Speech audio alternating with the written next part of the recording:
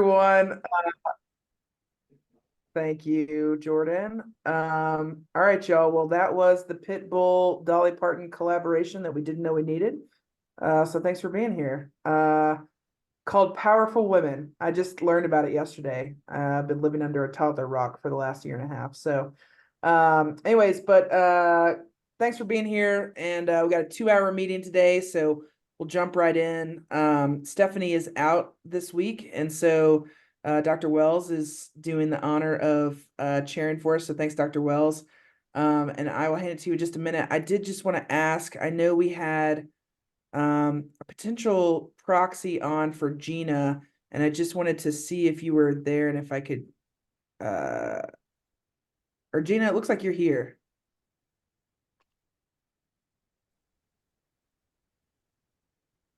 Came off mute. Do we have any proxies for members that are on the call today, though? Folks stepping in on behalf of someone else? Okay.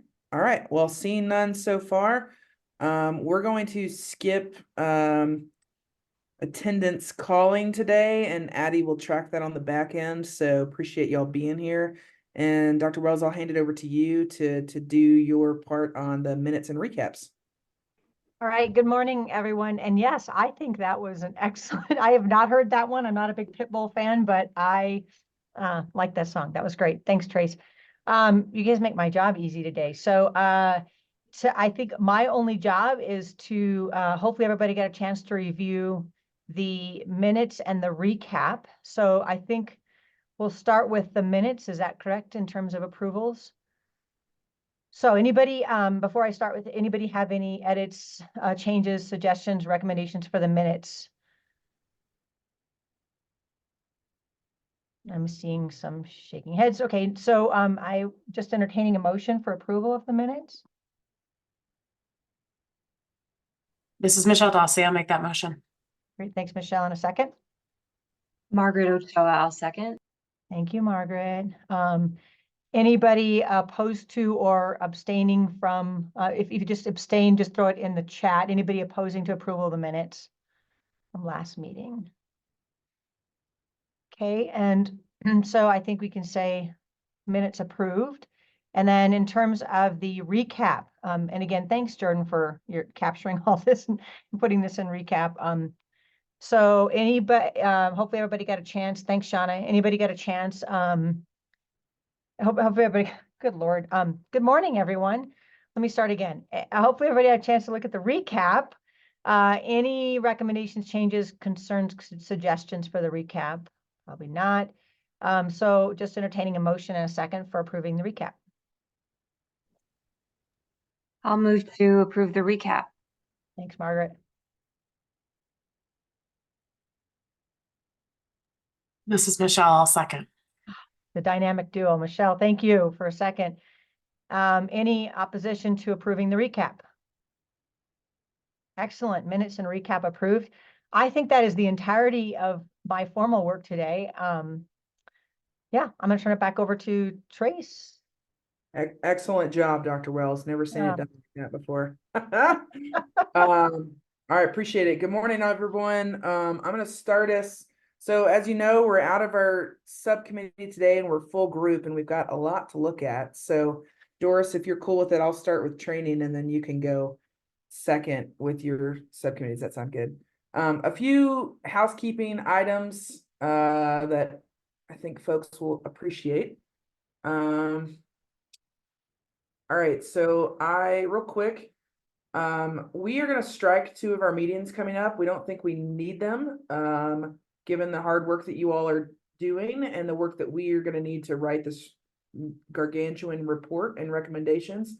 You will see reflected after this meeting on your calendar that we're striking August 28th and September 25th, which will still leave us with an August and September meeting, but only one instead of the 2. So hopefully giving that time back will be helpful. And again, just appreciate y'all jumping in because we are continuing the sprint and it is super helpful on the back end as we continue to start to write this, what will be a report. Moving on from that, today is our final conversation around these subcommittees that we spent the last few meetings in. So we are doing the last half of the directives for the training subcommittee for folks that have been working with me, and also for the reporting processes subcommittee with Doris. And then after today, we're going to come back to you all and poll on which subcommittee you'd like to be in. Now, obviously, with the specialized occupations, folks that are in specialized occupations, we are going to ask that you go into that subcommittee.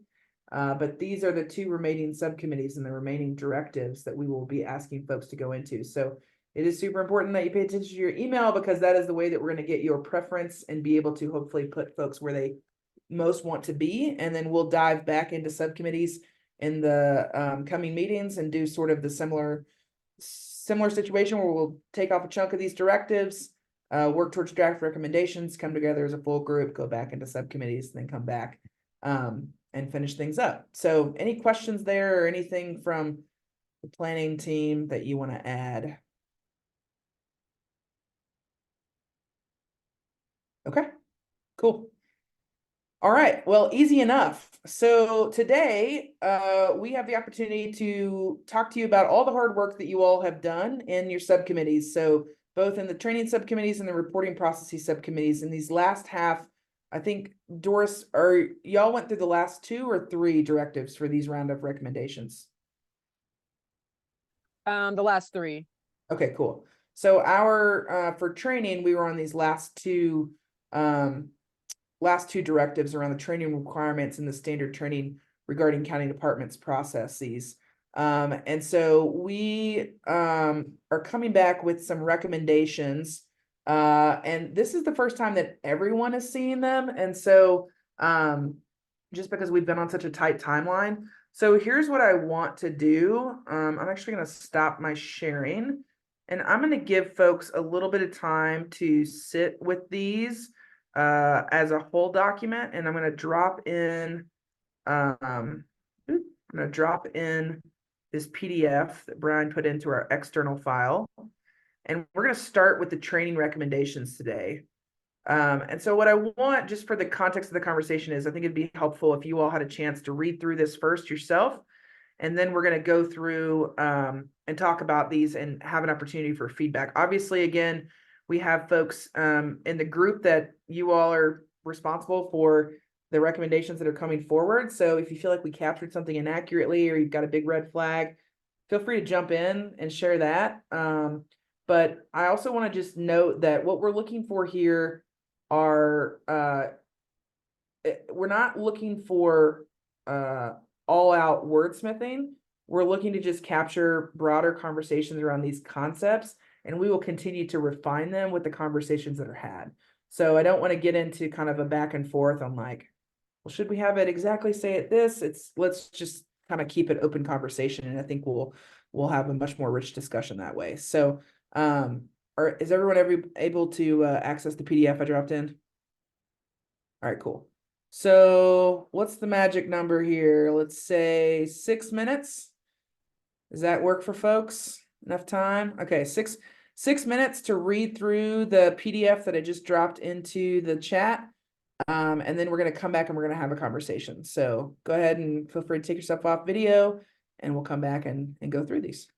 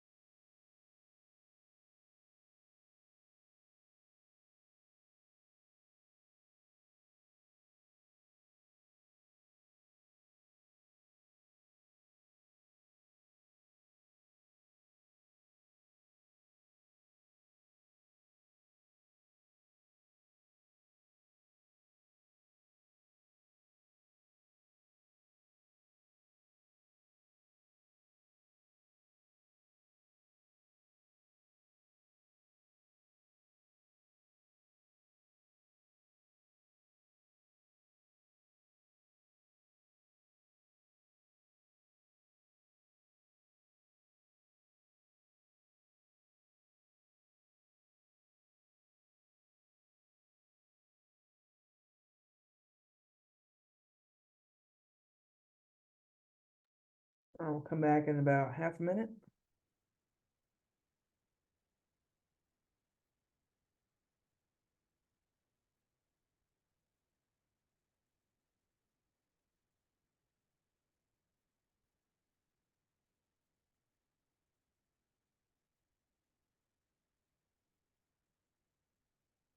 All right, let's go ahead and bring it on back. And if folks are able to join via video, awesome. If not, totally understand. I dropped the members of this subcommittee in here so that we just kind of know who were the folks that were really working on this. I'm gonna go ahead and bring things up in the slide. What I would love to do first is Gina, I'm gonna pick on you since you dropped something in the chat. Would love to hear some general reactions, one, before we get into the kind of details and make sure that we're really getting at all the points that are important to both the group and also to the broader group. But Gina, you said, I like this. What do you like about it? I'm just curious, like what struck you here, and then would love to hear any reactions from other folks. Can you hear me first? Yeah, go ahead. Awesome. Okay. Um, just from a training standpoint, that's what we do at CCASA. I really appreciate the ways that this is keeping folks. I love the piece about keeping folks involved. We understand that and apply that with adult learning development. And I appreciate the highlight and the lifting up of and not kind of losing track of the disproportionate pieces and making sure that that is included. I really appreciate the consistency of like not just requiring it, but like how we're requiring it, and that the ways to make sure that folks are actually paying attention and getting something from it. And I think those of us who continue doing training throughout COVID understand that that was a hard one to get folks in, like get in tune with. And then also it's a hard one to get them out of now because folks just got used to like, screen zombie mode. And so we've been, working on ways to make sure that folks are staying interactive, that they're paying attention, and that there's retention built into this plan. And I appreciate the ways that there will be input from various folks who should be giving input to this important piece. I think it's really great and comprehensive, and it's a really great place to start. I mean, I truly do appreciate the work of the subcommittee. Thank you all so much for that. That's great. Thanks, Jen. I appreciate that. And some of the stuff you're kind of underlining as far as the values go is just stuff that we heard reflected loud and clear in this group around like the accountability piece, making sure that folks are that there's a check for understanding, a check for fluency in this. It's not just like a one and done sort of thing. Those are all things that came up pretty frequently. Actually, I'll give a shout out to Donna, Dr. Wilson, who talked extensively about that, and also like volunteered some time with Brian to actually draft some specific recommendations around that checking for understanding piece. So appreciate that, Donna, for your work on that. Super helpful on our side, and just the whole group as a whole, just recognizing that that's a value that they wanted to see reflected here. Jennifer, go ahead, jump in. Thanks. I like this a lot, and I think it's very thoughtful and very thorough. The one thing I just wanted to ask, I guess, is whether the subcommittee discussed making this available or accessible to folks who aren't mandatory reporters, to understand the role of mandatory reporters, particularly because our next phase is going to be having some conversations about who mandatory reporters are, and hopefully we will be taking some people out of that list that are currently mandatory reporters. So just my basic question is, could this be available to folks who are not mandatory reporters? Yeah, I'll say I don't remember it coming up at all explicitly in the conversation, but seeing some head nods across the group. So I don't, certainly don't see any issue with like that being a recommendation more broadly of the training piece, but curious if anybody from our subcommittee feels one way or another, or, understands what Jennifer's saying. And obviously that's tied more to the conversation around the who is and who is not, like you mentioned, Jennifer. So we could come back to that and see if there's a specific recommendation around that. But curious from our group if anybody has any thoughts around that. Roshan, I saw you kind of like moving your head around, being an active listener. So curious if you have thoughts there. No, I just think it's a great idea. I think, as you know, I'm interested in changing some of who's who's a mandated reporter. But even if, but yeah, I mean, we all interact with systems and we all make decisions about, many of us are working with folks who will, like, even if we're not a mandated reporter, we might be working, or the clients we're working with are in systems where there are. And so it does make a lot of sense to me. I don't know that we could mandate it in the same way. And I mean, obviously it's not required, but having it be available would be amazing.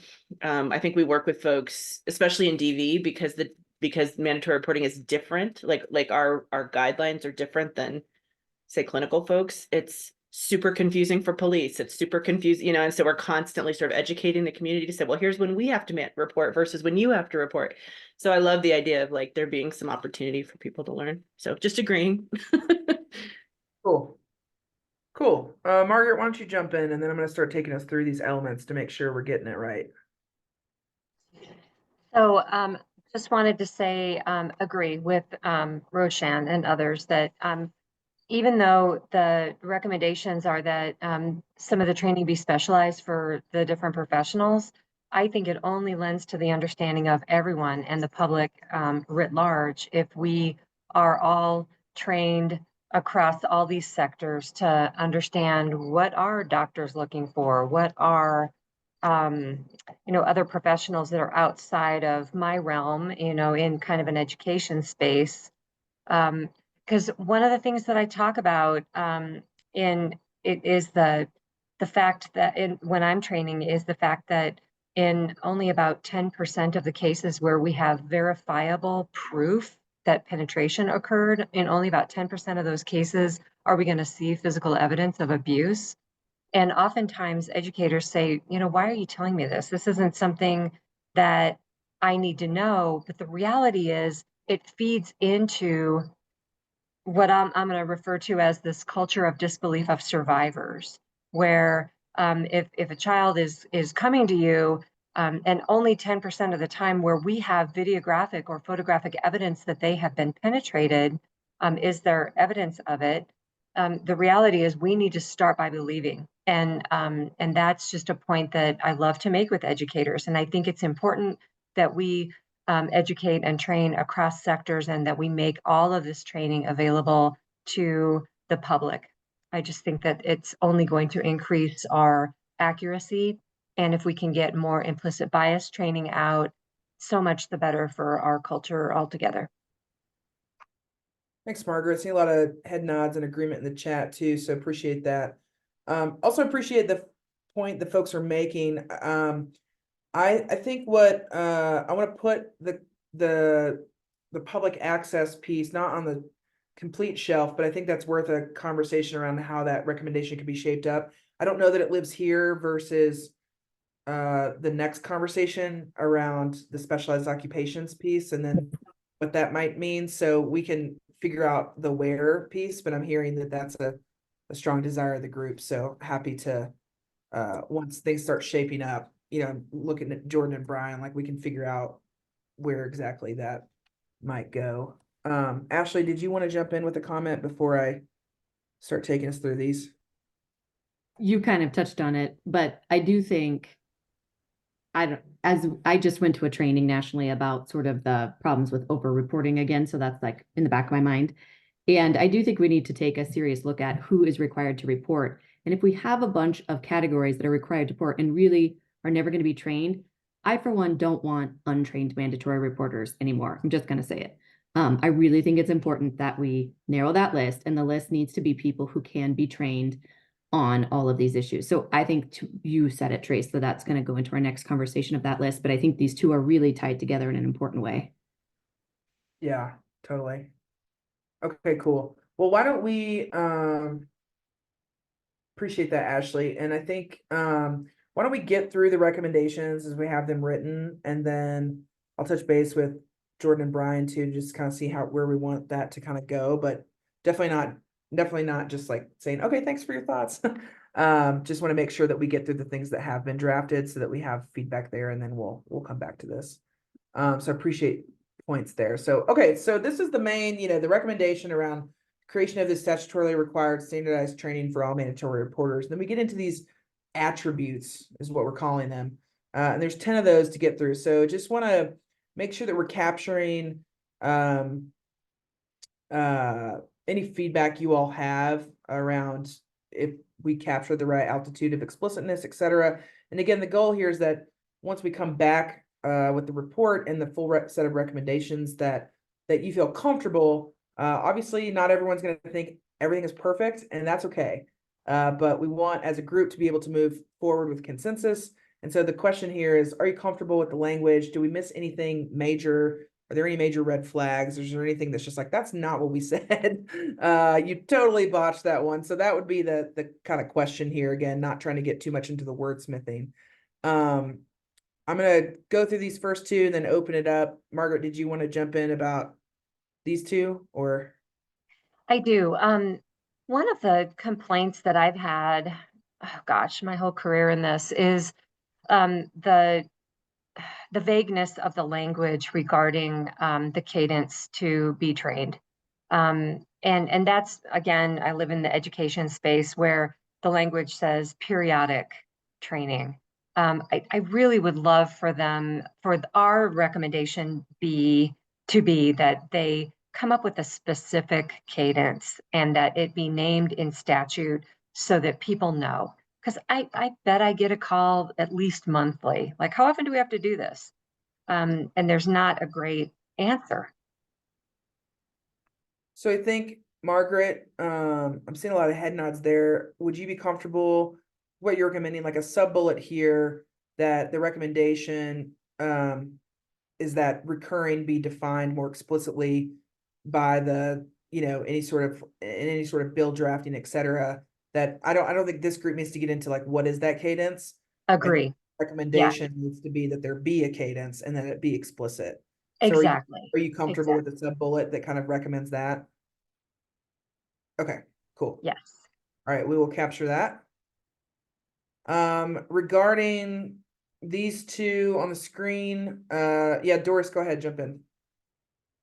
Yeah, the only thought that I had on here is, in addition to recurring basis, have some language about like new employee training or something to that effect, so that there is an expectation that someone who is new in a mandatory reporting capacity be required to take the training within a certain amount of time of moving into that role, and then a recurring basis thereafter, so that there's like a catchment of, folks like early on in that having that responsibility where they're learning about the process and expectations and key considerations, and not having to wait, say, a year into that role before they receive some kind of training.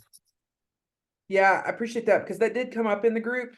So maybe that's just a specific sub bullet call out as well. So one is like ongoing cadence and two is like onboarding, like the requirements around that. So I think we could get more explicit there of like how soon, because I do know the group discussed that. So I think that they'd all be good with that too. All right. And then the second part, or Sam, yeah, go ahead and jump in. Just real quick, I was going to say, one of the things that we talked about, though, was how soon and is difficult if that system is backed up where people receive it. So I just want to be mindful of, we're making a recommendation that can't be followed through on. So I don't know the way to name that reality. Yeah, I think that's an important thing to note. I think that the level of recommendation that I'm kind of hearing is that it's given with the context of any sort of like unique challenges of any sort of organization, or so yeah, I think that's a helpful thing to call out. I think because we're not explicitly naming the actual number of days or cadence, that can be captured in the value piece for sure. All right, moving on to number 2. So the standardized training should contain extensive content regarding implicit bias and the disproportionate impacts of mandatory reporting on communities of color, under-resourced communities, and persons with disabilities. These components should be threaded throughout the training. So the gist here is this should not be like and don't forget about equity, and here's the section on that. But that we're saying that within this training that it's critical that this be woven throughout all pieces of the training, because that is the training. Anybody want to add any, feel like we're missing anything as far as, again, at the altitude we're talking about the recommendation, feel like we're missing any guidance here? I'm also looking at the group that worked on this. Brian, go ahead.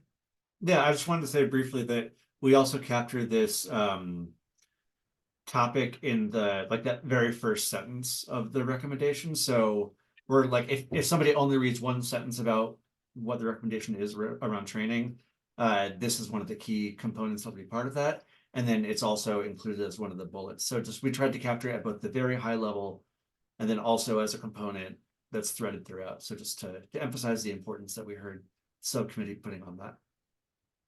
We're threading the thread. We're modeling, if you will, how to thread. All right, cool.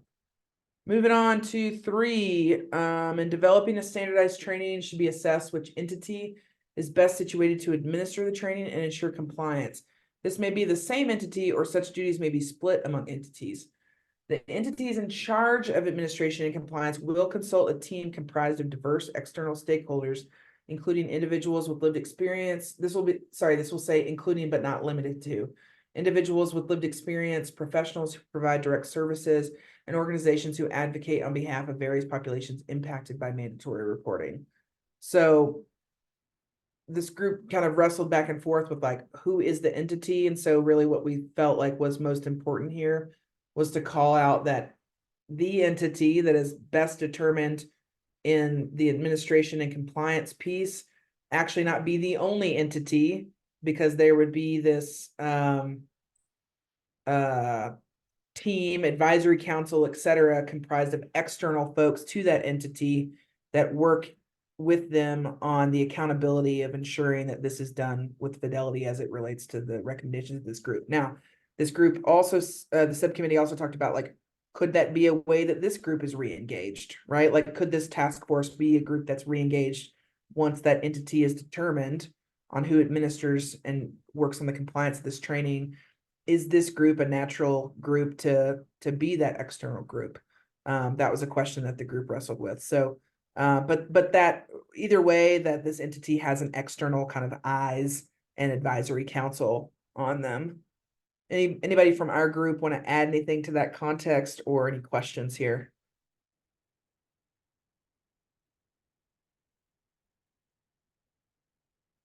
All right, cool. Moving on, the standardized training number 4 should contain information about any alternative processes and services such as decision support tools, consultation options, and warm lines as recommended by this task force. So this is really getting at the only option is not reporting. There are actually ways through this training that folks better understand what resources are available to them given different scenarios and what might be most appropriate for the situation that they're dealing with. So that was the conversation that this kind of was coalescing around. Anybody want to add anything or have any questions here?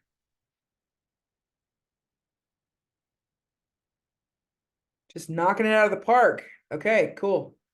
All right, gonna keep moving.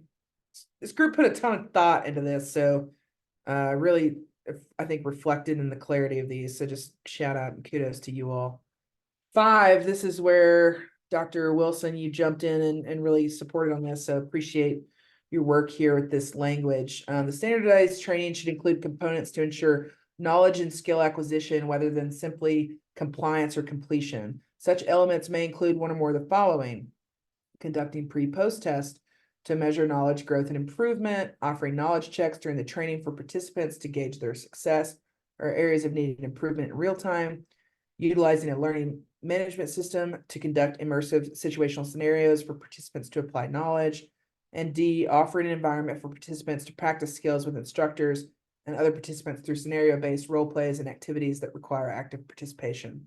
So getting at really explicit recommendations around how would skill acquisition and knowledge be checked for, more than did you complete the training? Okay, great, moving on, sort of thing. So again, Dr. Wilson, appreciate your work there. Any questions or anybody want to add anything or concerns here? Got the thumbs up from the doctor. Love it. Cool. All right, moving on to number 6. This was a explicit directive that we're responding to. The standardized training should contain information to educate participants about the county department's process to determine which reports meet the threshold for assessment and investigation. Aletha, do you mind if I pick on you, just like from the county perspective? This was, we had kind of talked about like what this would help as far as like the misinformation and the whatnot. I just wanted to like, you want to jump in and just give context to like why the group felt this was important?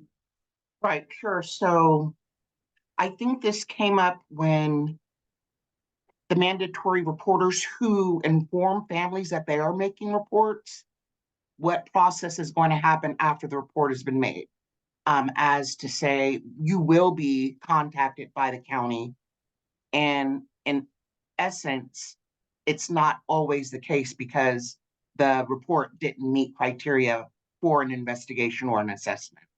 So I am concerned a little bit about the wording here because it makes it seem as if mandatory reporters are required to understand what reports are going to meet that threshold rather than what the county goes through in determining if it meets that threshold for an investigation.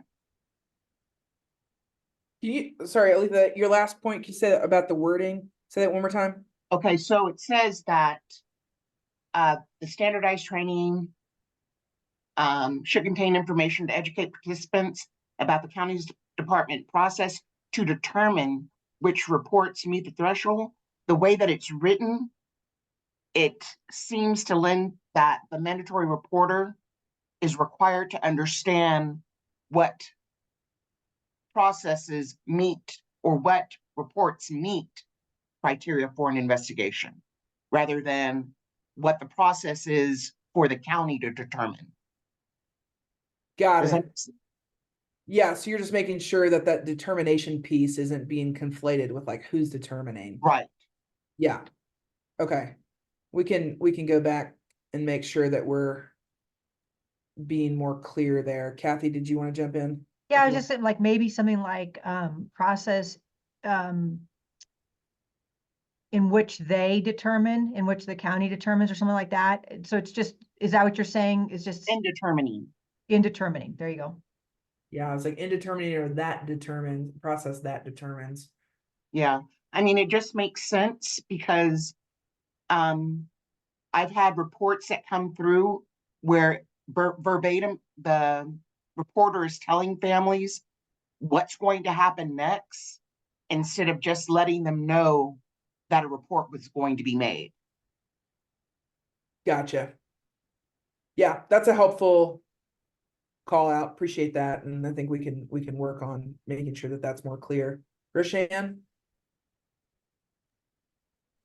Yeah, this is, I was going to say something similar. I think for me, when we were talking about this, the main thing was to help the mandated reporter know how essentially not to overshare in the way that you're describing, right? We don't want them to give bad information to the family about what to expect. So that was my primary interest, not the threshold piece so much, although I think, knowing when to report or not to report is helpful. So I don't know if you could just take out the to determine which reports meet the threshold, if it was just to educate participants about the county department's process. I think that would probably cover, for me, the goals. I don't know if other folks have other recommendations, but. Yeah, okay, so just making sure that the emphasis on this recommendation is around the process itself and not getting lost in like the determination piece, I think is, I hear that. Jennifer, go ahead, and then I'm gonna move us, and then Doris. Yeah, I think we're kind of conflating two different things here. We're talking about I believe we want mandatory reporters to understand what happens when they make a report and what the county process is and maybe how determinations are made and so forth.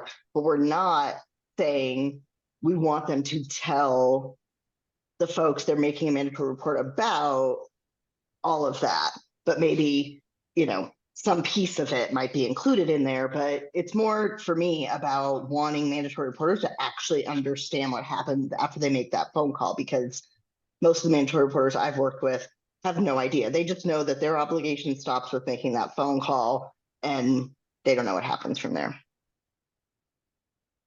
Yeah, so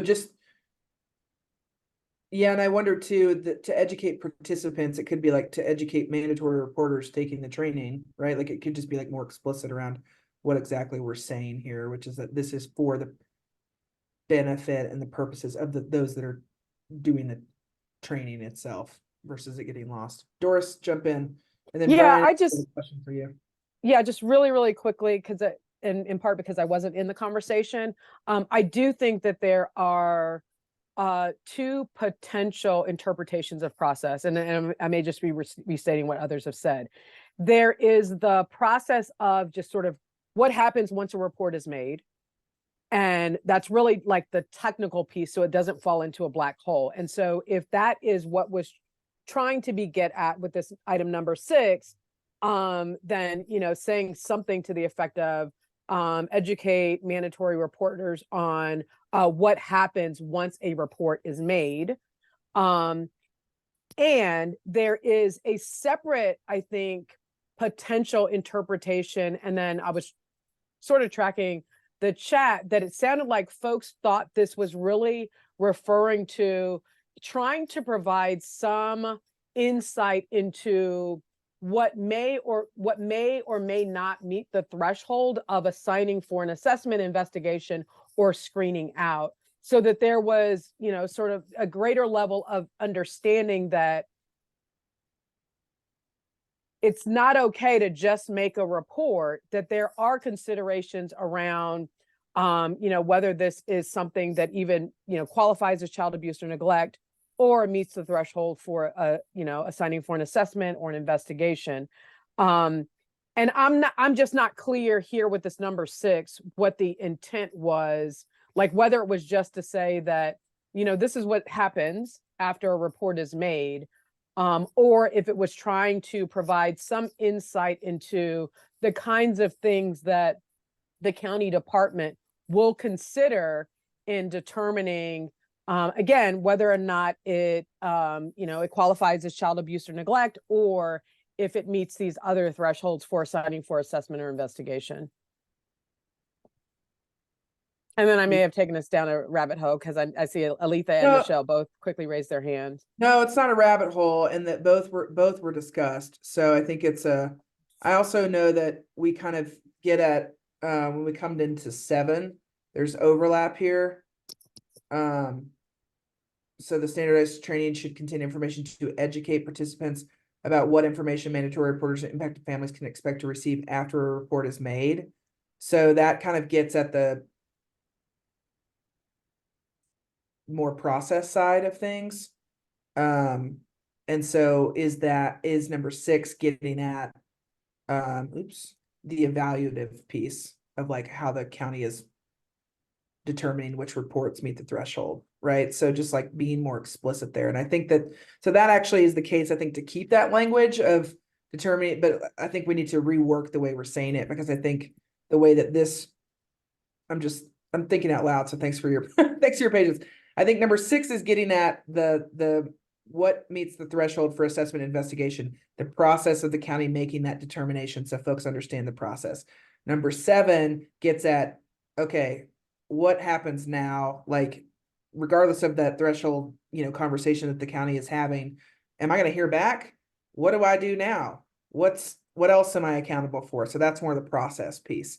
So I think, But Mark- 7 is narrow. 7 is not all of the process. It's not what happens next. It's like what will the family or the mandatory reporter receive back? right. Not sort of this broader, because there are steps that don't involve sending something back to the mandatory reporter or necessarily the family. That's not reflected in number 7. If I could just jump in on where we were trying to mimic the directive, because I think that might be helpful. Yeah. Jump in, please. Yeah. The actual directive that we were trying to address was 6. So reads, quote, standardized training regarding the county department's process to determine which report meet the threshold for assessment and investigation. The intention of that directive for the group was to educate mandatory reporters about the county department's process after they make the report. And that's distinct from 7, which is getting information back, because that's a separate directive. And it was also intended, although it doesn't sound like we hit the mark, it was also intended to be distinct from the overall training, which is what may qualify for you to make the report in the first place. This was really meant to be targeted very specifically as we want mandatory reporters to have a better understanding of what the county department does with this information after, because there's just, as everyone has noted in the chat, there's a lot of different processes that can happen, but it was not intended to give mandatory reportees any kind of directive that they need to explain this to the county department. So that's why, Alethea, your qualifying language is very helpful, and I think that will get us to where we want this number 6 contained, because it was meant to look at that directive specifically. I'm not sure if that helps, but that was the writing process behind it. It does help, Jordan. Thank you. You're welcome. Way more. I'm like, yeah, you're getting at what I'm trying to say. So appreciate that, Michelle. And then I think we've got enough feedback though beyond this to kind of be like, okay, we need some more clarity here. Michelle, go ahead. Yeah, I'll be really quick. I just leveraging my experience doing this training for Arapahoe County mandatory reporters. There are things that they want to know and understand. They need to know and understand what is abuse or neglect as the law defines it, so that they know when, what needs to be reported and what does not. And often case examples are helpful for them to draw context to what the law says. The second is they want to know what's happening, what information we need when we're taking reports from them, like what information they need to be prepared to come to the call with to make the reports. And then they do want to understand what happens after the phone hangs up. What are you going to do with this? How do you collect, what does a report look like? What steps is the county going to take? What is the laws that govern our decision-making, our process, as you said? And then what can they expect? It both in terms of getting information back as a reporting party, but also what will families expect? A lot of people think that the minute you hang up the phone, we're going to just come running right out. And there's actually 3 different response times in the state of Colorado. So I've done a lot of education around what meets the different thresholds for an immediate response, a 3-day response, a 5-day response. And so they have some context about how then to support the child or the family moving forward after a report is made. So I do think that those are different things as specified here, but I do think that they're important things for them to understand, and that could include then what are the system impacts. I mean, often I would train and talk about, like, here's what meets the threshold of a removal of a child. Here's what, because people, again, have some different expectations or understanding or misinformation about that. And if we're trying to make sure that we leave an indelible mark on their minds about this system can be impactful for families, they have to understand what that means. Michelle taking us to church on that one. Appreciate it. Those are super helpful examples and clarifications around like how this is helpful. So I think you and Alethea are really helping us kind of hone in on, obviously this is something that the county is going to be best positioned to give feedback on as to how this makes sense or not. So appreciate y'all's feedback there. We'll take that back, and you'll see those kind of shifts in what we're hearing from you all reflected once you have the opportunity to review the final regs as a package. So appreciate that. All right, I'm going to move us on. I think really now with Michelle's input, we're really good, extra good. Are we good with that? Y'all cool? Okay. I'm also gonna move us past 7 because I think that that feedback applies there in the ways that we are breaking those things out. So appreciate that. Moving on to 8 on the attributes. Curriculum for the standardized training should be developed by a body that represents a wide range of stakeholders, including those with lived experience, XYZ. So different. I think the XYZ here, Brian, was like which component should we be including? Is that right? As examples? Or I think, I mean, pop in Jordan, but I think just like industries or sectors of stakeholders that would be included in that. We just didn't ourselves populate the list here. Yeah. Exactly. So Sorry, go ahead, Trace. I was gonna say, I think the language that we could also add is including but not limited to. So if folks want to give us specific examples of ensuring who we would include here, but the idea would be, again, going back to this standardized training, you have this entity that's in charge of like the development and the accountability piece, and you have this kind of body that's working with them. The actual curriculum for that training should not be developed in silo with the entity, is what this is really getting at. And so would love to hear, let's give 3 or 4 examples. Again, we're going to put the language in there that it's including but not limited to. Any one that you want to call out as far as a stakeholder that you are like, yes, absolutely. And we're talking, not like the name of one organization, but more like a higher level entity. Gina, go ahead. Well, this made me think about, and I think it serves a couple of purposes in terms of a specific situation, and maybe this would only pertain to our county / region who work with kiddos from our community, where it's always very ambiguous in terms of reporting. Honestly, I just had an experience this week with some ambiguity even within our community about what we do internally with those reports of abuse or neglect. So we have a lot of work to do on this end. But what I'm hopeful of is that this could help include like maybe our tribal social services folks to come in and talk about what happens with those reports in as it moves back into our community here. And for me, I feel like it would be really helpful to prompt that cross discipline, cross community collaboration and work to close up that gap. It's a huge gap, right? And we can't, I'm not saying this would force anything, but I think it would really help prompt partnerships like that, which I'm sure there are others too that could also be helped by making sure that we include folks who have a specific kind of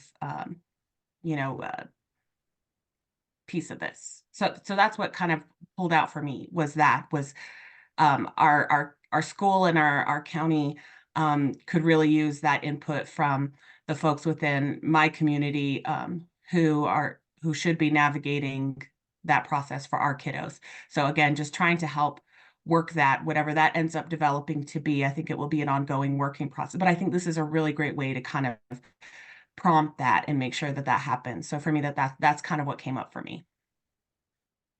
Thanks, Gina. Who else has an example of what they'd like to see here as far as representation for this curriculum development? Shauna, go ahead. I'm sorry I missed the last meeting where all this work really kind of came together. So thank you all, subcommittee work here. I viewed this group of kind of in this body who's pulling together this training and developing this as the same group, and maybe I'm missing something here, as the same group that's also that kind of consulting team that's looking at in number 3, who's administering and working on the compliance piece of this. I'm wondering if this is 2 different kind of groups, community groups coming together, or if the training group is something separate. Because I think in number 3, like 3A, you have listed there kind of those with lived experience, professionals, who provide direct services and organizations who advocate on behalf of various populations impacted by mandatory reporters. Number 3, you kind of keep it broad that way and don't define it. And I'm wondering if this is 2 groups or the same.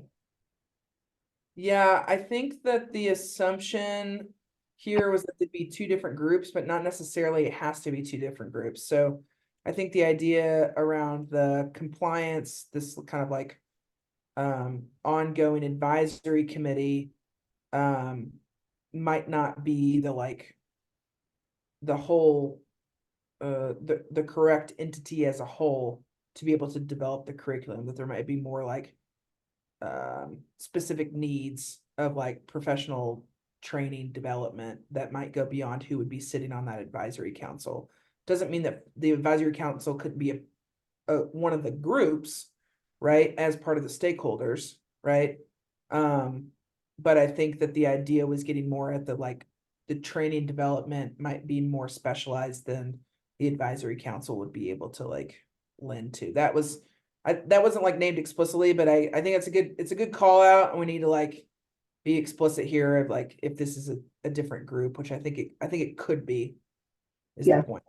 So and to stand this up, I think there's going to have to be some overlap. Totally. Yeah.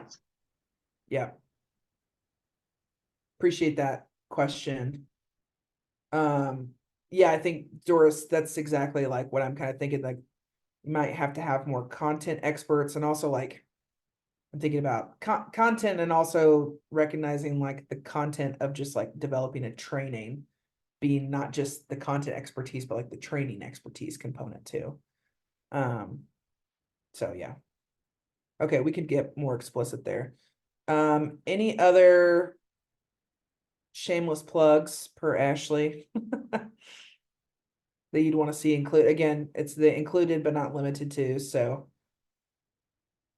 hopefully folks feel kind of covered by that generally. But all right, for time, I'm going to move this on because we do need to get to the other subcommittee. These are the last 2 elements. So the standardized training for mandatory reporters should be reviewed and, if necessary, amended on a recurring basis. The 2 points: data should be collected on an ongoing basis regarding the disparate impact of mandatory reporting on children and families of color, under-resourced communities, and persons with disabilities. Data should also be collected on an ongoing basis regarding the impact of mandatory reporting on addressing immediate safety needs of children. And B, review and amendment of the standardized training should involve the review and evaluation of data mentioned above to inform necessary changes and highlight potential progress made in reducing disparities.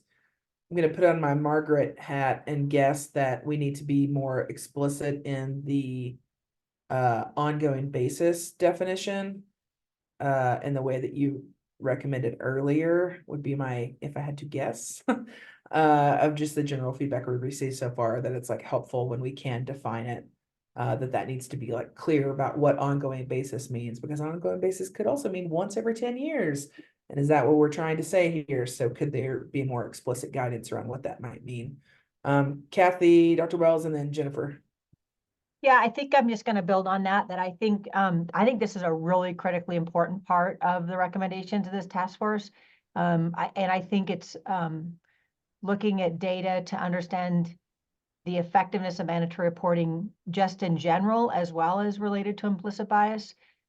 Because I think that was one of the, specific recommendations. And so I almost feel like if there's a way to call out, to the legislature, or, that there should be potentially, a specific process set up by which that this would be evaluated. Because I think that this is, unclear who would be responsible for this, how would this be addressed, how often is this going to be looked at? So, I mean, even if it was just a recommendation that there would be specific funding placed aside for, hiring an entity or something like that, that could actually really look at the effectiveness of mandatory reporting and the effectiveness of these changes to reduce implicit bias. Yeah, so an explicit call in this recommendation that this be done by maybe a complete third party is what I'm hearing. Yeah, I think versus like this kind of like potential entity Right. Yeah, okay. Right. I just think that there, we could somehow put some distinction. There's one thing to just sort of look at the number of how many people do trainings, and that's I think tends to do when we think about evaluation, but we don't really start to ask the questions, is this effective or not? And how do we know that? And I think that does require, and I think ideally it should be a third party, right? Because I think that that's someone who's then not, necessarily, it's a third party who's making an analysis of whether this is even effective. Right. All right, appreciate that. Jennifer? I'm going to take this in a slightly different direction, and this jumped out at me this time, although I know this language has shown up previously about the training itself. Regarding the disparate impact piece, I think this is actually too narrow. And what immediately comes to my mind is thinking about LGBTQ plus kids, LGBTQ plus parents. Does that group fall under children and families of color and under-resourced communities? I don't think it does. So I worry that this language is actually too narrow to really address all of the disparate impact that we want to make sure we're highlighting. Yeah, Jennifer, appreciate that. Are you, so I come back to the disparate impact of like mandatory reporting on marginalized communities, including but not limited to sort of language. I mean, that's kind of what I was thinking too, Trace. I don't, maybe there's something better, but that marginalized communities is kind of what comes to mind, because we certainly know that there is a tremendous disparate impact on the families I'm talking about and the kids in particular. Okay, so we can give a stab at broadening that while also somehow narrowing it, if that makes sense. Like, you know what I mean? Like being more specific by being less specific, and which groups are or are not included. Appreciate that. Anything else here before we move to the last one and then move on? Michelle, welcome. We're kind of at the tail end of the training subcommittee recommendations, and then we're going to move into the reporting processes subcommittee. If somebody could drop in the PDF again into the chat so that Michelle can see those. All right, we are on to the last one, which is obviously a big one and also just very specific. So for applicable professions, and I know that we're going to continue the conversation around which professions and whatnot. So that's not the conversation yet, but for applicable professions, a state authority should have the ability to withhold licensure and or certification for failure to complete the standardized training. The only thing I think that I don't see now that I'm reading this out loud that the group kind of talked about was that there be sort of like a more explicit within a certain time frame, or like what is the in the way that the requirements are spelled out, right? Like the other recommendations around the requirements of like the when, the how often, the whatever, so that this would need to reflect that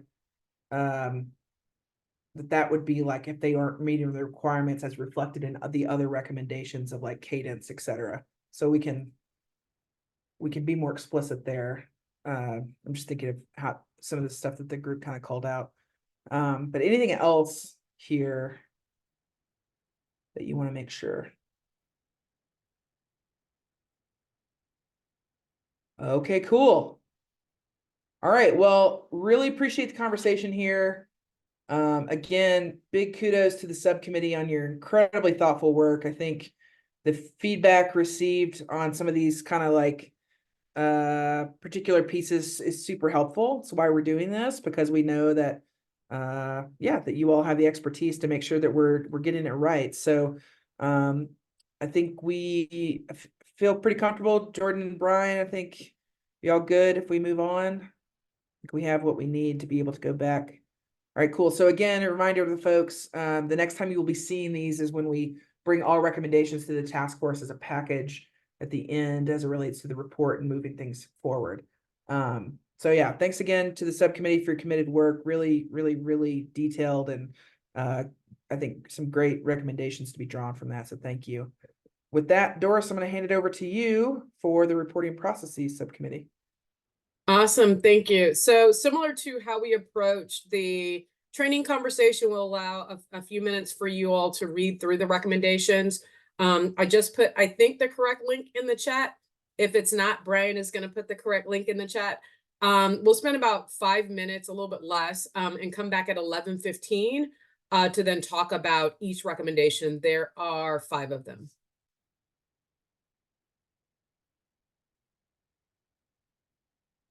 Oh, sorry, 9:15 Mountain Time.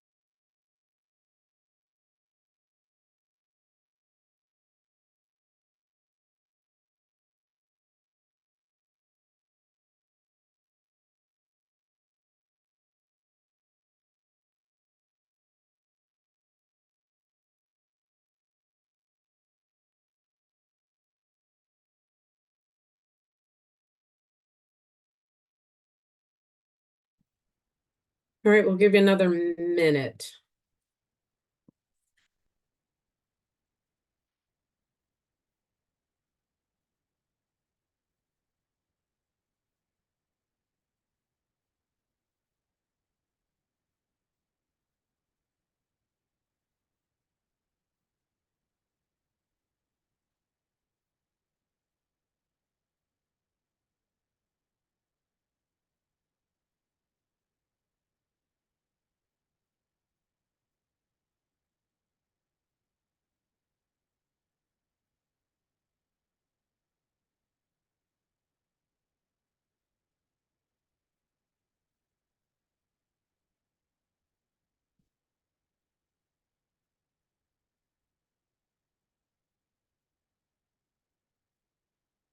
All right, if folks are able to come off screen, that would be fantastic. We'll go ahead and dive right in. All right, so we had, I'd say each of these directives are somewhat related to one another, and so there is a little bit of overlap. And I think Jordan and Brian did a fantastic job of really trying to parse each recommendation out and aligning it with the specific directive. So this first one speaks to Directive 6, which charges the task force with analyzing the definition of immediately and how reporting timeframes affect mandatory reporters from different professions. And the recommendation here is around really the blue section and striking out the term immediately. So when we look at the section, any person specified in subsection 2 of this section who has reasonable cause to know or suspect that a child has been subjected to abuse or neglect, or who has observed the child being subjected to circumstances or conditions that reasonably result in abuse or neglect shall, upon receiving such information, make a report as soon as reasonably possible, but not to exceed 24 hours after receiving the information. So really clarifying what the timeline should be at a maximum, and then, providing for this requirement that they make the report as soon as reasonably possible, given that we've had a lot of conversation about situations in which the mandatory reporter may be teaching a class or maybe in a hospital scenario and unable to make a report at that moment, but allowing some time maximum for making the report. So I want to pause there and get any questions, thoughts, friendly amendments to the language. Jennifer? Thanks. This might be a little too getting into wordsmithing, but I think as soon as reasonably possible is kind of redundant and extra words that aren't necessary. It should either be as soon as possible or as soon as reasonable, especially because we've put this 24-hour time frame on it. Reasonably possible just bugs me. Fair. Thank you, Jennifer. Any other comments, reflections, thoughts on this language?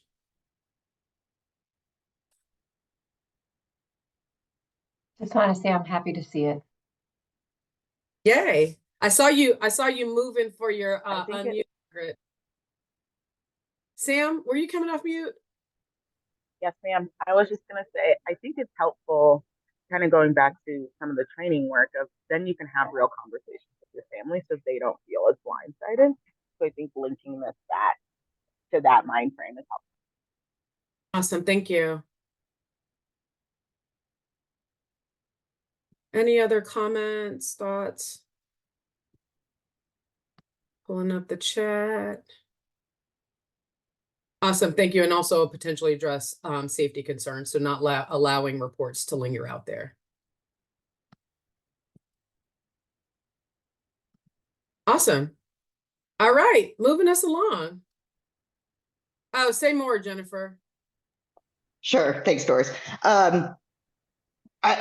There are occasions where making that report is going to be about a parent who is not in the picture, and perhaps a protective parent can take action to ensure their own safety and the safety of the children in that 24-hour period so that the reporter can actually wait to make a report while allowing a family to get safe. Yeah, Jennifer, that is our exact discussion also for our next, I just want to, that's where that comes up. So we will get there. Awesome, thank you. All right, so moving on to the second recommendation, looking at professional capacity. Oh, sorry, I skipped one. Looking at joint reporting, and we had a fair amount of conversation here where there are multiple individuals who may have the same or similar information about a situation in which a child may have been abused or neglected. And the recommendation here is about clarifying the law regarding the process for when 2 or more mandatory reporters have joint knowledge. The task force recommends that the following be addressed in statute. So looking at this highlighted text, which reads or cause a report to be made, amending this text or removing with the intention of reducing duplicative reports that may detrimentally impact the child or family. So not a specific recommendation around potential changes to the legislation, but recommending that there be some additional attention to this specific language. The second is creating a requirement that county departments provide mandatory reporters with duplicative knowledge of a case with some kind of verification that the information was previously reported, and provide to that subsequent reporter reference number of the case in which that report was previously made. And then lastly, create a standard process for human services and law enforcement to use when they are sharing information and contacts collected from multiple mandatory reporters concerning the same concern of abuse or neglect. So one of the things that we talked about with respect to that specific bullet is that a reporter makes a report. If that report incident on that child has already been made, then the expectation is that there be a note around other mandatory reporters that may have similar or same knowledge about that particular incident with that child, so that there is in the single report information on those additional professional reporters or mandated reporters that could have some complementary information on that incident, so that those folks can be contacted subsequently to gather all of the information, so that there aren't 5 reports sitting out there all with very similar information and potentially having detrimental impact on that child or family, as having those count as multiple reports against that particular family. Jennifer? I feel like I'm very talkative today. Thanks. I love it. Well, and I want to say a couple of things. One, I want to educate the rest of the group on the thing that we discussed as a subcommittee around this multiple reports piece, that currently the county departments don't have a way to just add sort of additional witnesses to a report, that it has to have a different reference number. It's a whole complete report. It's a long and involved process for the department to take a second report, perhaps from an individual who has the exact same information and works in the same place. So that was news to me, and I imagine it's news to other folks. And so that piece of this, I think, is really critical, that it doesn't need to be a duplicative report that doesn't really come together into the same place.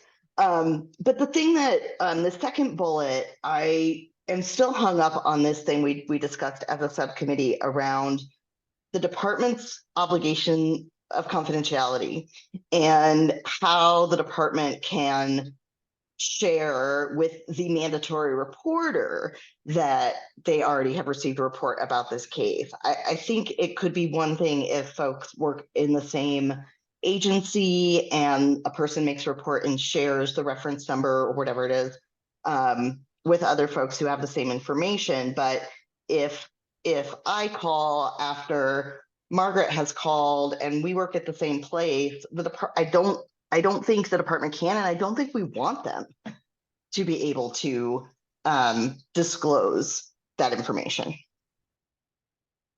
Thank you, Jennifer. Michelle, I know you were an active part of this conversation. Anything that you want to add? Jennifer is accurate. I mean, statutorily, our interpretation of the law is that we can't confirm or deny a report has already been made or not made. And so I believe, I'm not a lawyer, but I would believe that there would have to be some statutory change to allow for clarification if a report was made. Ideally, in my perspective, Jennifer could call and say, look, I believe that this was already reported by law enforcement, but I'm obligated to report. Can you confirm this? That I would be able to say, yep, Jennifer, we do see the report. Here's the referral ID number. And, we'll add your name as, having called in to fulfill your obligation. Again, she's right. Trails doesn't allow for us to list more than one reporter at the time that they make a report. And we are advised, under state regulations and laws that we have to generate a new referral, even if it's multiple reporting parties calling in. So we were hoping to try to clean that up because we don't want to waste the time of reporting parties, and we don't want multiple reports on families, which are counted as a part of or against a family's history in reviewing referrals and making decisions about involvement. Thank you, Michelle.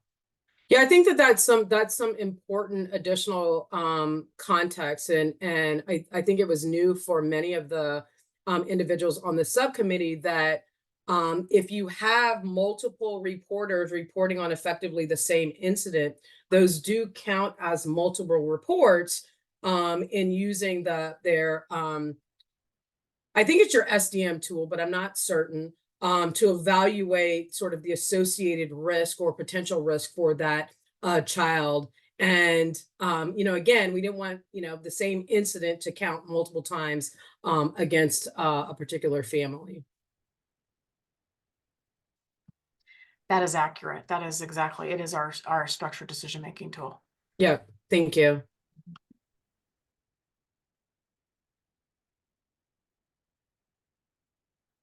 Any other, comments, thoughts on this set of recommendations?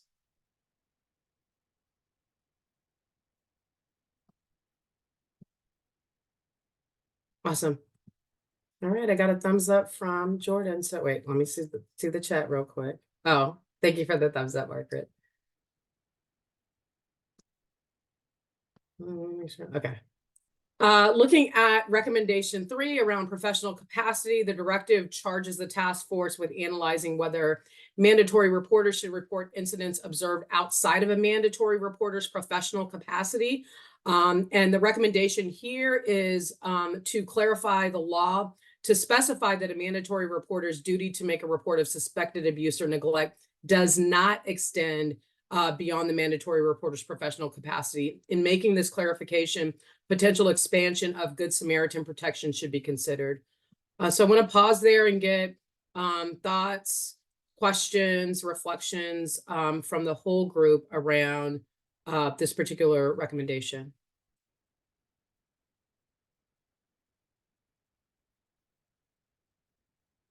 Margaret? So when I first saw this recommendation, I had a response to it, a negative one, honestly. And I thought about the Court of Appeals case that I used as a training point under existing law with respect to a teacher parent who failed to report abuse at the hands of her spouse and was cited for failure to report. And the Court of Appeals was very clear that when you're a reporter, it's a 24/7, 365 kind of a thing, and they went through this analysis. But sometimes bad law can be created because of extraordinary facts. And I think that is where I'm coming back to. I don't think that it's harmful to tell mandatory reporters, you need to report always. But I think it does create confusion, and it could create circumstances under which well-intentioned people could be prosecuted for failure to comply with an obligation they didn't know they had. So that's a long way of saying that was my analysis to come back to, okay, I can live with this recommendation. Thank you, Margaret. Roshan? Sorry, maybe this has been said. I just, again, because we don't all have the same rules about when we report, like different mandatory reporters are protected by different parts of staff. Like, so again, as a DV advocate, I don't have to report elder abuse. As a therapist, I do. If I have a therapy license, but I'm working in a community-based advocacy program, what do I do with that distinction? If I am forced to report based on my license, then I absolutely destroy consent and informed consent for survivors in that space, because depending on who picks up the hotline, one person doesn't report that and another one does. It does incredible damage to the programs, right? And it puts the folks working in those programs at risk because they're not clear. We've spent a lot of time trying to sort this. So I just want to name, like, I really appreciate some kind of distinction around this. Maybe it's very unique to DV and other folks don't have it, because if there's not, I mean, DV and SA both, right, as confidential community-based advocates, we have a different set of things to report. So that's where I think it gets super confusing. When it's about just what you report, everybody has the same reporting responsibilities. I think when is a little less important. But when there are different levels of reporting, it's very complicated for folks in that role. So I'm just naming again. I think we've talked a lot about it, but I really appreciate some support for folks who have different kinds of requirements here. Thank you, Roshan. Jennifer? Yeah, I want to echo what Roshan is saying. I think I actually had a situation when I was in law school. I'm a licensed professional counselor, and I was being trained to be a lawyer. And I was in a situation where I was getting information that I would have had to report as a therapist, as an LPC. And I made a lot of phone calls and talked to a lot of people. And the advice I got was that the role I was currently in is the role in which I was to analyze whether or not I was a mandatory reporter. But the reality is that the law doesn't actually say that anywhere. So we do need to be really clear about what we mean, even when we say professional capacity. I think that is not clear enough. And then to Margaret's point about the third, and Margaret, I might be oversimplifying what you said, there isn't harm in people being mandatory reporters 24/7. I disagree with that. I think about like personal situations. If I see something happening with a family member and I want to provide support and assistance and get them out of a bad situation or get a child out of a bad situation, and I have to call the department because in my professional capacity, I am a mandatory reporter, that really puts me in a bind. And this happens all the time. To folks who are mandatory reporters. And so I think both because of the case Margaret is citing too, that case is in my mind, a good example of bad case law that came out of a lack of clarity in our statutes. We need to be really specific here and really make sure that we're not putting people in a position of making a report about every situation they see in the grocery store, or having to make reports about family members that they might want to assist in other ways. Thank you, Jennifer. And I know we'll come back to some of these points in our next recommendation. Before we move on to that, just want to check to see if anyone had any additional thoughts, comments, reflections on recommendation 3.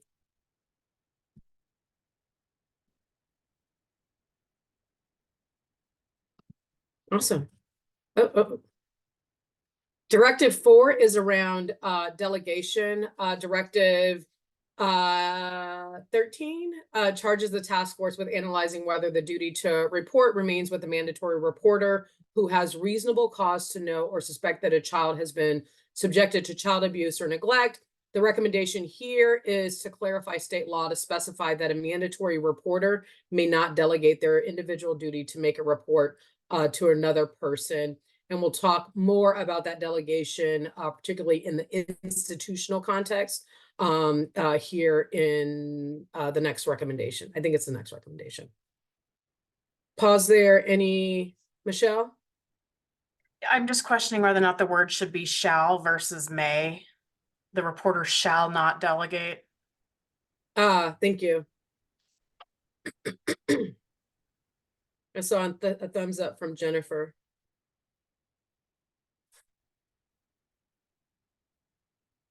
So are you saying you want it to be shall or you want it to be may not? I was confused on. I think it should shall not delegate.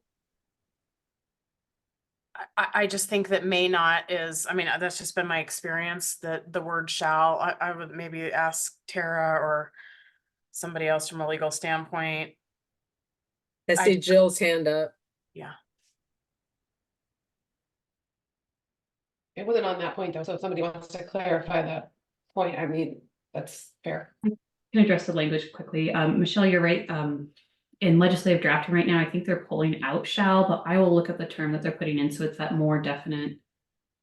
I think you're just looking for that more definite distinction than may, so it doesn't appear discretionary. Is that right? Absolutely correct. Great. I'll go check my notes on drafting. Thank you, Jordan. Jill? My point was that I don't support this recommendation. I do believe that a mandatory reporter should be able to delegate their duty, and I think that it goes to the next recommendation around institutions having a policy that determine what that might look like.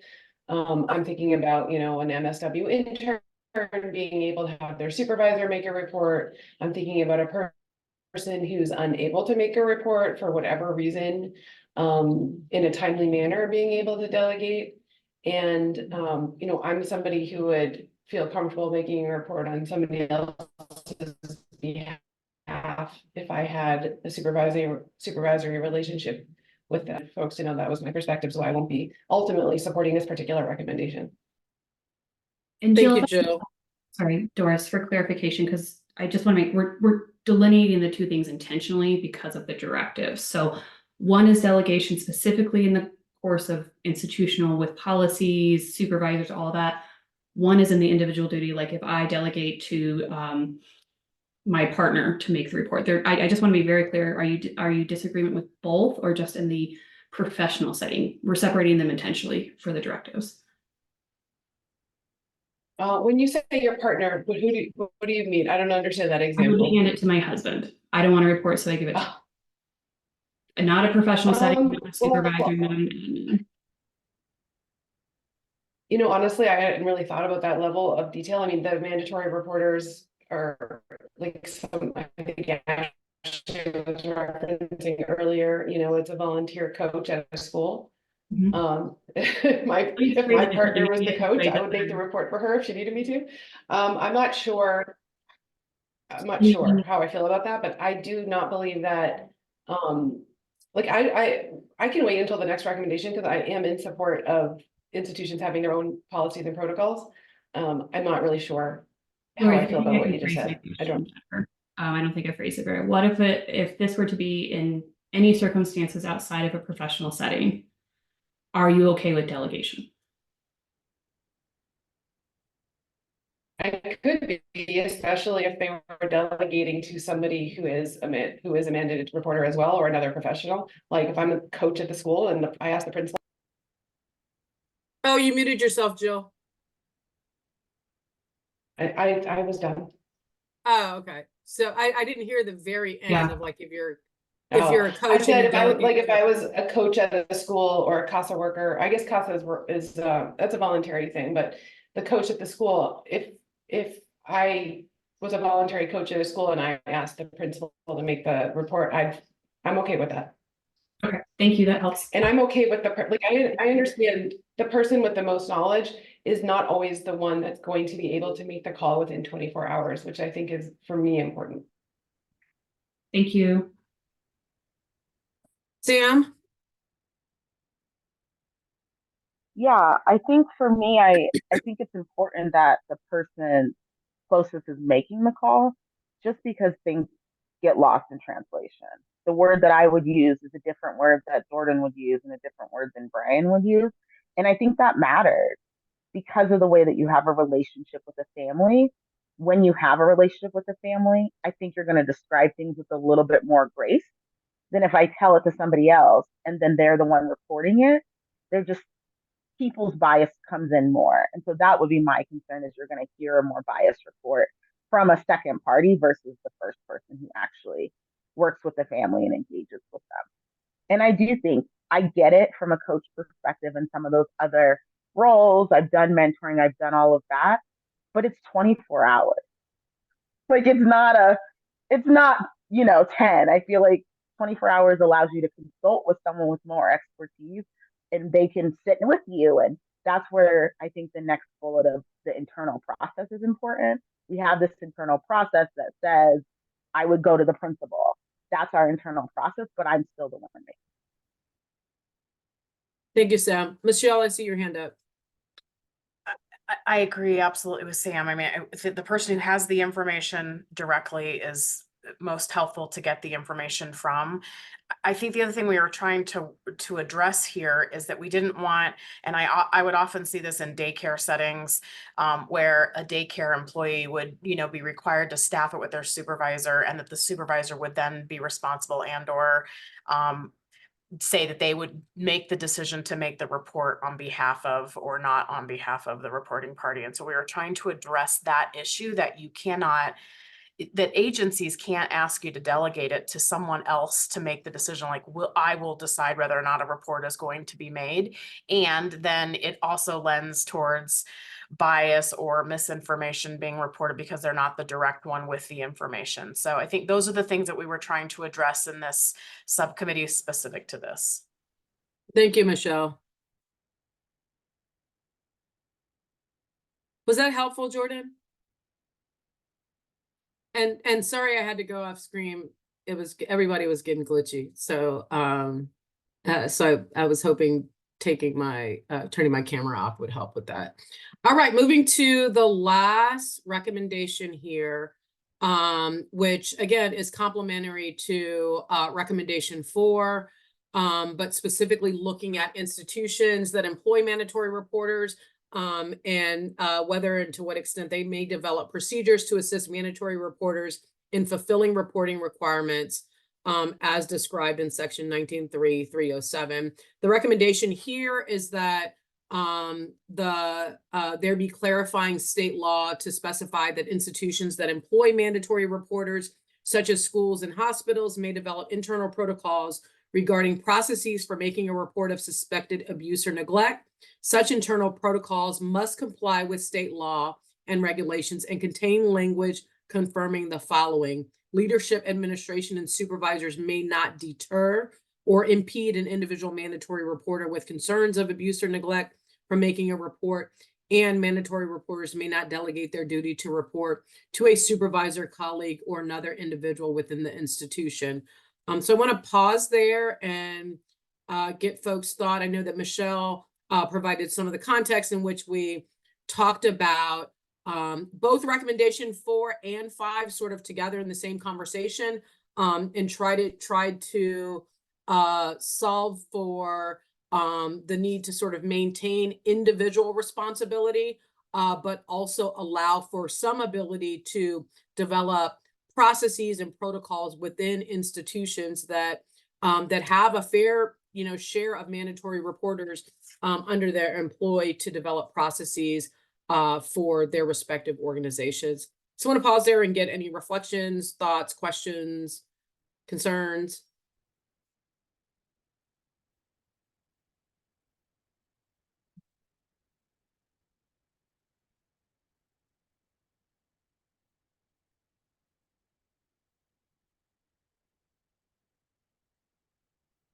Jill, I wanted to come back to you. I know that you raised some questions, concerns in number 4, and wanted to touch on specifically like that institutional setting and see if you had any thoughts, reflections, or concerns in recommendation 5. And you may have stepped away. Oh, there you go. I think, did you call on me? I'm sorry, my internet is unstable, so that's why I have my camera on. Oh, same girl, same. Yeah, I just wanted to see, some of what you shared as concerns with recommendation 4 are incorporated into recommendation 5. So I just wanted to just do a check and see, whether you had any continued concerns or questions or just general comments?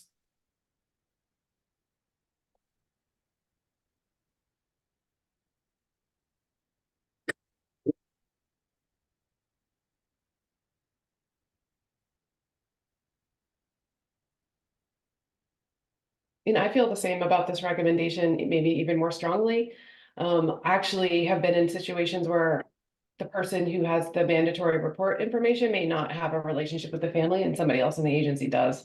So anyway, I feel how I feel about being able to delegate, and I feel that especially in a professional institution, you should be able to do so. Again, I know I'm in the minority there. Thank you, Jill. Others?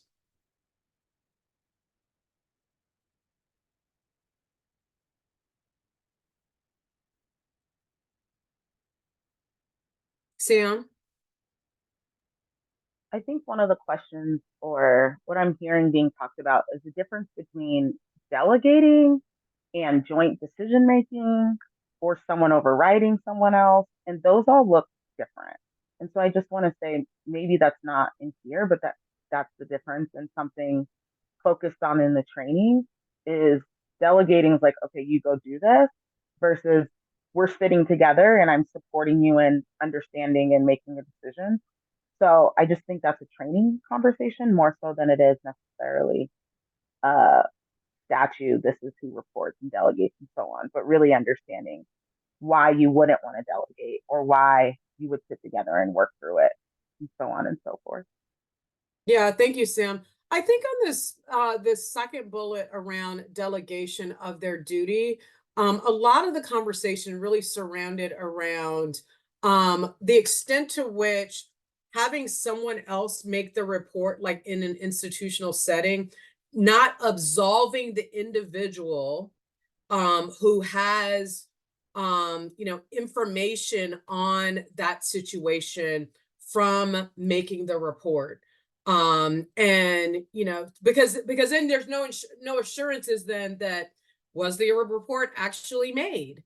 And so I think there was that concern of like, well, in an institutional setting, let's say, someone else has the quote unquote responsibility for reporting, and they're not the individual who received the information, that that they can't just be done with it, not knowing whether or not a report was ultimately made. They still have that responsibility around ensuring that a report was in fact made to the hotline. And so some of our conversation really revolved around, like you just not being absolved of your duty and responsibility.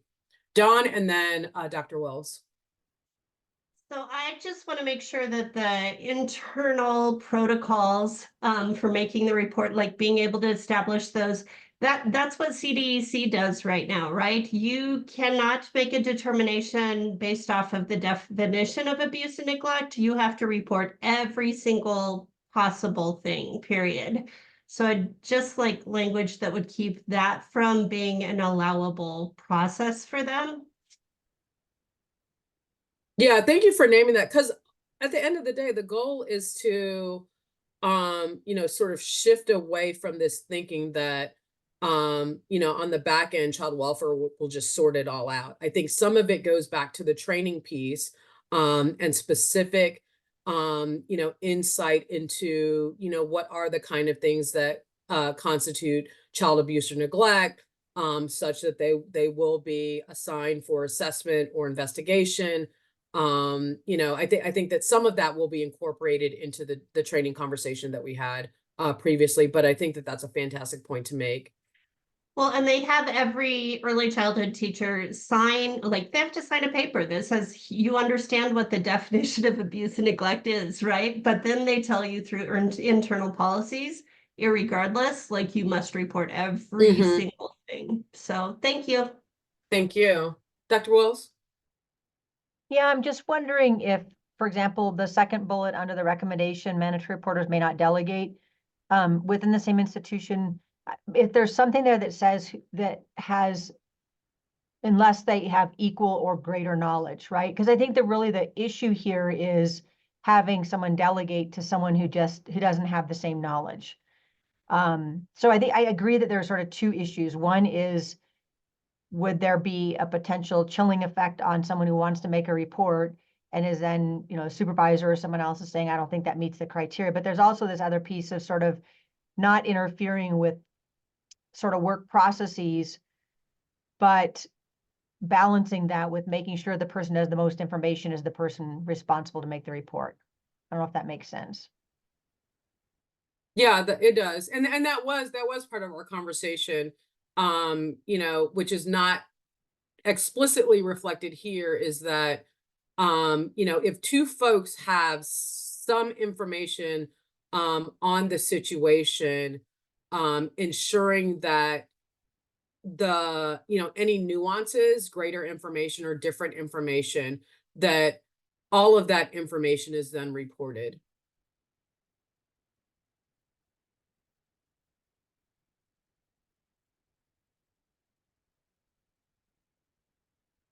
Michelle? I'm intrigued by what Dr. Wells just said, and I'm wondering if there should be a little more clarity about that, because I appreciate that if two people are in the room and have the information, it's okay to delegate to one of those people, as long as what you just said, they have greater, or as long as the information between the two is not greater or different. But I wouldn't want them to, I wouldn't want I'm going to use somebody else's example. The MSW intern who gets the information by themselves cannot then go to a supervisor and say, you weren't in the room, let me catch you up, let me tell you what was said, now you make the report for me, when they didn't directly receive the information. So there's something in there, I think, that we should clarify, that if more than one mandatory reporter is in the room receiving the same information, one can delegate to the other to make the report. But you cannot take the information and go tell someone else and then have them make the report because they didn't receive it directly. Something to that effect.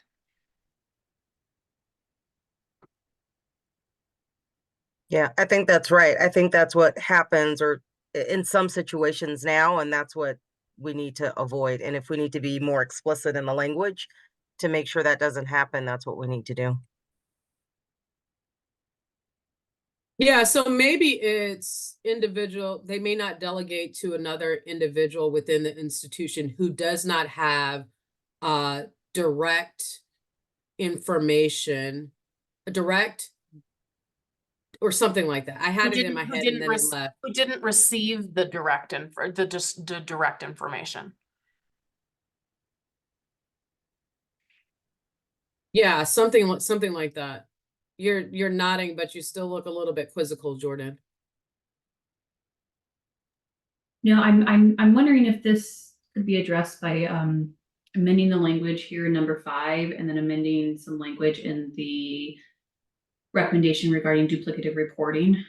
So you could create this level of knowledge here. You cannot delegate to someone with lesser knowledge or who did not receive the direct knowledge at that point. And then we can put some explicit language in the duplicative reporting that if there is equal or greater knowledge, a joint report or something like that could be made. I think we could hit it in both buckets, and I think that would add the clarity that I hear we're looking for. But if I'm way off, I would love someone to course correct me before I try and do that. Yeah, I think that's what I heard from this conversation, and also from, you know, when we talked about it as a subcommittee. You know, I think coming back to the point that Sam made earlier in recommendation 4, that, you know, there can be substantial changes in interpretation when someone doesn't hear the information directly and they're gleaning it from someone else.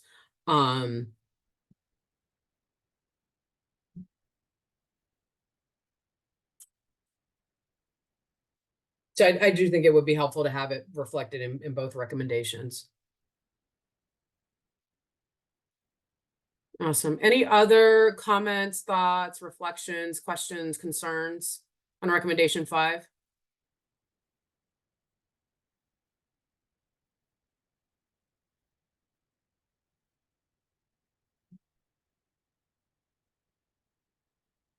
Awesome. Fantastic job.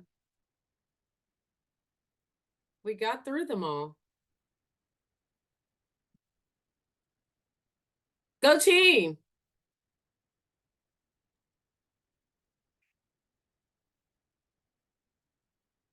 Is that you handing it back to me, Doris? Yes, ma'am.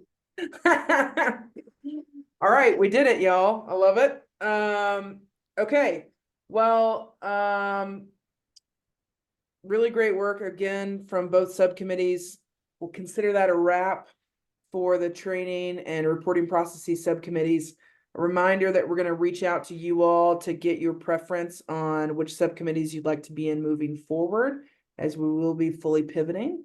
A reminder that you'll see kind of the edits and changes that we heard today reflected in the final recommendations when you have an opportunity to review the full package of recommendations as it relates to the report. So we're going to be back on June 5th for our next meeting, where we'll go back into the new subcommittees.